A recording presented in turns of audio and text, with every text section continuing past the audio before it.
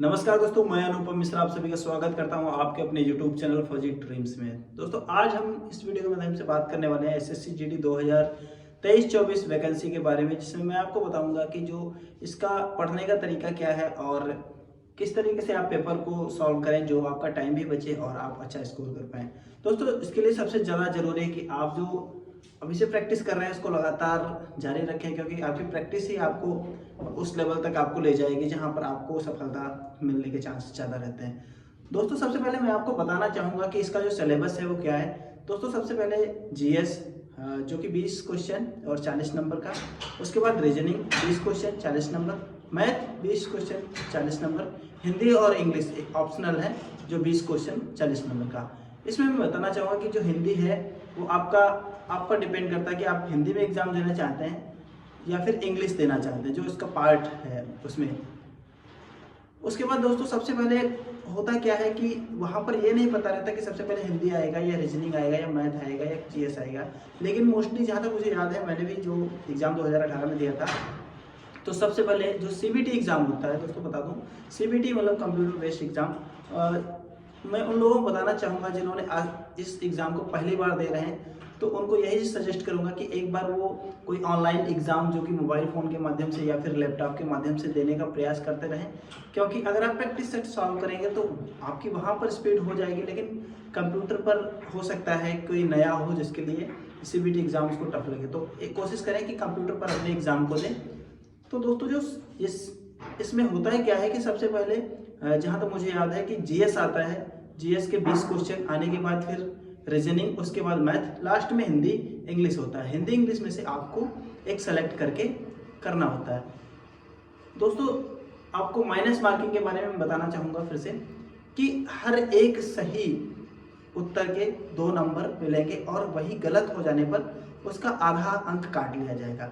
मतलब सीधा सा है कि हर एक क्वेश्चन का 2 नंबर और आधा अंक कटा, मतलब 0.25 की माइनस मार्किंग होगी।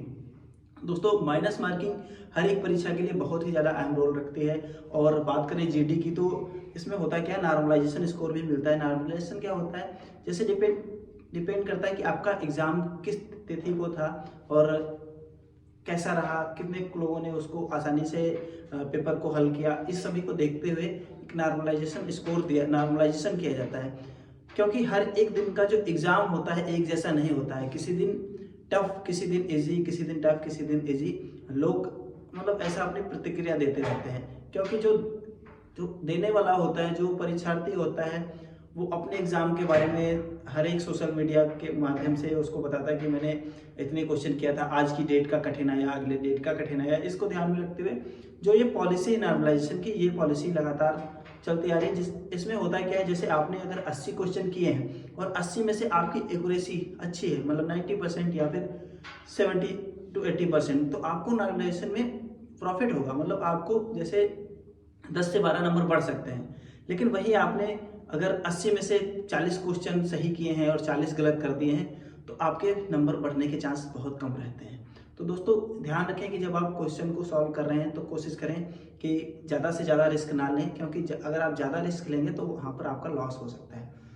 तो दोस्तों ये कुछ था, मैंने पेपर को सॉल्व करने का तरीका बताया। और दोस्तों इसमें होता क्या है कि अगर आप जैसे कि कोई क्वेश्चन सॉल्व कर रहे हैं और वो क्वेश्चन आपसे सॉल्व नहीं हो रहा है, तो आप उसको मार्क करके नेक्स्ट कर सकते हैं। क्योंकि जब आप उसको मार्क कर दोगे तो उसका जो सीट होता है जहाँ पर आप क्वेश्चन को सॉल्व करते हैं कंप्यूटर में, जब सॉल्व करेंगे तो वो एक अलग कलर का दिखाई देगा।